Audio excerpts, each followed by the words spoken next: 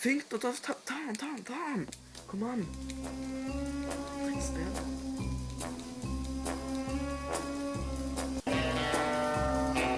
Du spiller for noe. Er det PSP? Seriøst? Ja, problem, Diana. Jeg har store problemer. Bare gå drit selv. Jeg har faktisk problemer med det. Se på den. Mye bedre enn PSP. Hva er det for noe? PS Vita, mye bedre skjermer. Nei. Drit. Ja vel, hva faen, det er en fly etter det. Hæ? Dritt, det er mye bedre enn Jeg det. har ikke tenkt å gå inn for mange år siden. Ikke noe med det å gjøre. På min heller, du. Se, Skal ta bilder også? så mange du vil.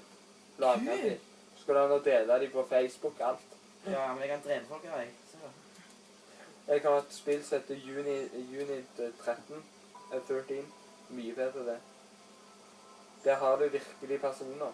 Kult, skal vi prøve? Ja, jo, det kan godt det, altså.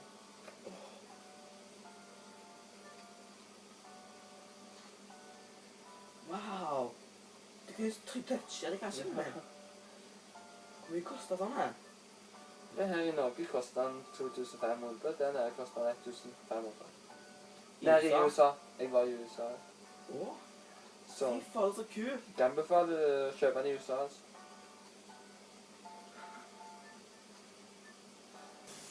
De nye nyheter her. Det er flott med det i PlayStation Company. Visste vi viser dere den første modellen vi lagde. Det er denne her. Med PSP. Og den var så dårlig at folk kjøpte den. Men i dag så er det kommet en nye. En nye PS Vita. Mye bedre kjent, mye bedre spillifikasjoner. Mye bedre. Så det var det nye vi har laget her i PlayStation Company.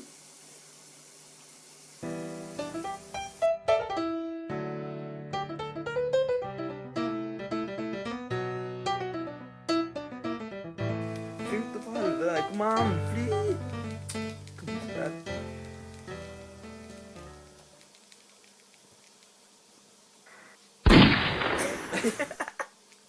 Du sa jo lek så James Bond. Ja.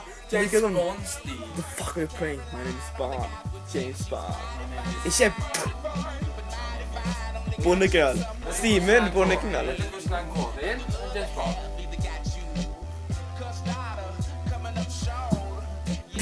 Jeg kan ta legge seg ned, sant? Nei. Ikke sitte han i den gamle. Jeg ser ikke gamle episoder av han. Gjør litt på bin, vet du. Ja, første kom jo den ut. Han tror han kjøpte en PS Vita. Og jeg tror det var, nei, kan jeg si det er PSP. Det er utrolig god. Tusener på tusener, takk. Filmer du? Jeg filmer, ja. Gjør du? Ja. Problemet Jeg husker jeg kjøpte den første PSP. Jeg var den første på markedet, så jeg kjøpte PSP. Ja, og du, Einar Gelusen, hva synes du? Er det ikke flott? Er det ikke flott? Å spille PS Vita. Nei, PSP. Vi traff en dame nede i Pennsylvania. Hun het Martin. Og hun kjøpte PSP. Fint og for helvete. Skal vi se på steinen?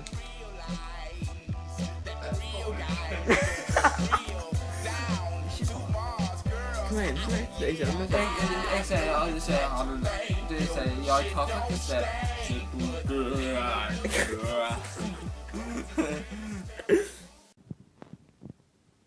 Så vi i PlayStation Company, så har vi våre nyheter hver eneste uke. Du ser for eksempel våres...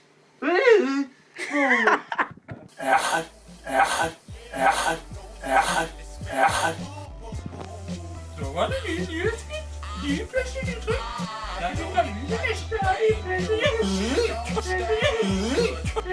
Øh?